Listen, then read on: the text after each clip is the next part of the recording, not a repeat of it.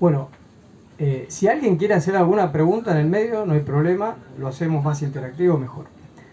Bueno, las fuentes, en principio, fueron fuentes de distintos sectores sociales. Por ejemplo, tengo una que escuché de una compañera de trabajo, una idea. Tengo otra que se llama la autofobia del empleado, la escuché en un inicio, en una ceremonia de inicio en la escuela de mi hija. O sea, eran comentarios que uno escuchaba por todos lados. Son esas cosas que acá Gramsci le llama sentido común. Que en realidad sentido común, muchos hablan, no le dan este significado de sentido común en la voz, podemos decir, habitual. Cuando se dice de sentido común, se dice como que obra en forma correcta o en forma esperada. Pero sentido común acá tiene otra significación, y es eso lo que a mí me interesa en el libro, de alguna manera, refutar. Otra de las fuentes de inspiración, que para mí son una usina de este sentido común, son los medios de comunicación. Y los medios de comunicación, no solo los que se especializan en política, o sea, los periodísticos, sino que medios de comunicación de otro tipo, culturales en general. Las redes también, hay algunas reflexiones que fueron disparadas directamente por cosas que vi circular en Facebook, que fue la primera red que tuve. Bueno, ahora hay mucho más, Instagram. Y por ejemplo, la reflexión número 4,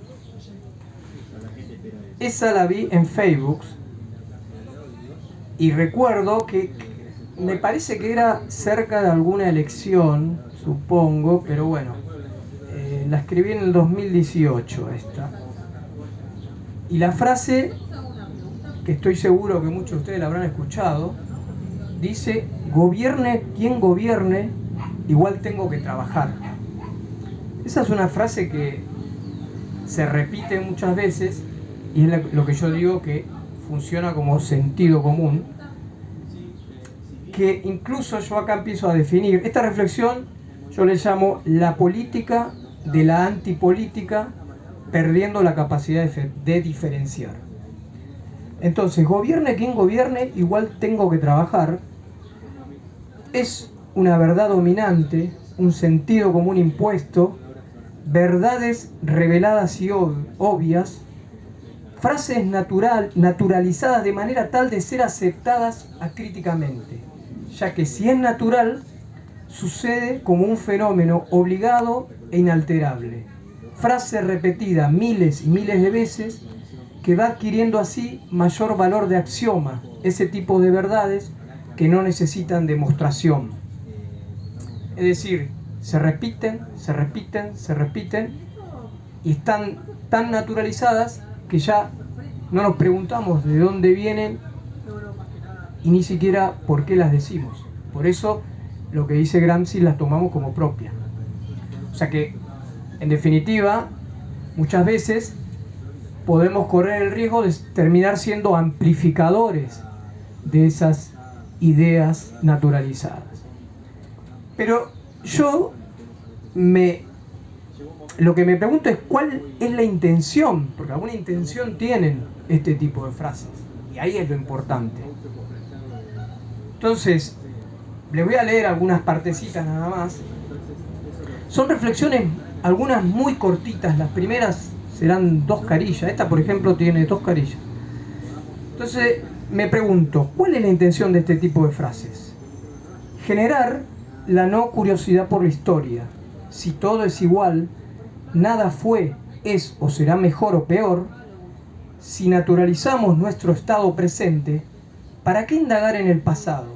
Si siempre es el mismo presente, igual tengo que trabajar. Pero las condiciones de trabajo, ¿fueron siempre las mismas? ¿Siempre existió el aguinaldo? ¿Siempre se trabajó 8 horas diarias? ¿Siempre se pagaron las horas extras? Y así podemos seguir. Es decir que lo que está ocultando es este tipo de preguntas. O sea, lo importante es hacerse este tipo de preguntas ante esas frases hechas del lugar común. Y sigo. Por ejemplo, generar la ideología de la no participación política social. A eso yo le llamo neoliberalismo cultural.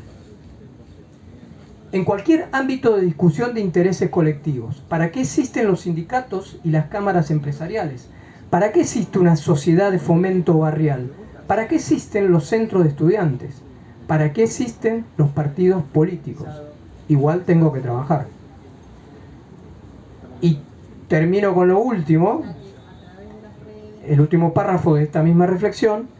Finalmente, el desinterés sociopolítico y la no participación colectiva nos llevan a ser más fácilmente manipulables por el sentido común dominante, al punto de que nos consideren no como sujetos de derechos, sino como sujetos de consumo. Como tales, nos venden candidatos políticos a la manera de una mercancía, instrumentado a través de la publicidad de la imagen. Es decir, el éxito de un candidato o partido político no está regido por el debate de ideas o su historial militante, sino por las reglas del marketing. Y finalizo esta reflexión diciendo: el desinterés por la política nos genera una pérdida de la capacidad de diferenciar, nos genera un daltonismo ideológico difícil de curar. Y en la reflexión número 1, yo mismo cuento que tuve una etapa apolítica y que coincidió, creo, con la coyuntura sociopolítica del país, que fue en la década de los 90, y yo en esa época era estudiante de bioquímica. Y yo recuerdo que me definía orgullosamente como apolítico. O sea, la política no sirve para nada, porque de alguna manera yo estaba decepcionado con la política.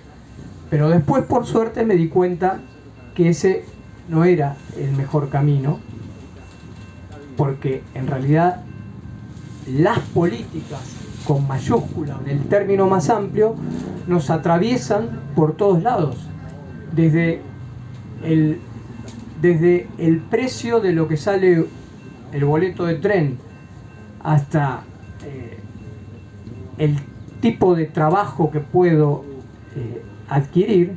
Todo eso está atravesado por decisiones políticas. Así que no sé si... Sí, ahí lo que planteó el compañero Ariel de las preguntas está previsto hacerlo ya en la parte final. Vamos a desarrollar algunos temitas más, no mucho más porque, repito, es el libro del compañero y no tiene sentido que contemos todo, pero sí algunos temitas a abordar. Me permito decir que aparte de que Ariel es bioquímico, trabaja en el CONICET. Y bueno, él justamente hay un artículo que de los que escribe, una de las 20 reflexiones refiere a la cuestión del CONICET. ¿Usted sabe qué es el CONICET? ¿O de qué se ocupa el CONICET? Habrán escuchado, por lo menos, sí. Bueno, igual ahora Ariel les va a contar un poco de qué se trata porque él está del lado de adentro, ¿no? Más allá de lo que opine gente desde afuera, él está del lado de adentro y puede hablar con más propiedad de qué es lo que se hace en el CONICET, cómo se trabaja. Quizás cite algún ejemplo, ahí le voy a dar paso para que él les explique esta situación del CONICET, concretamente en una situación que se dio allá por la época del 2020 con el COVID.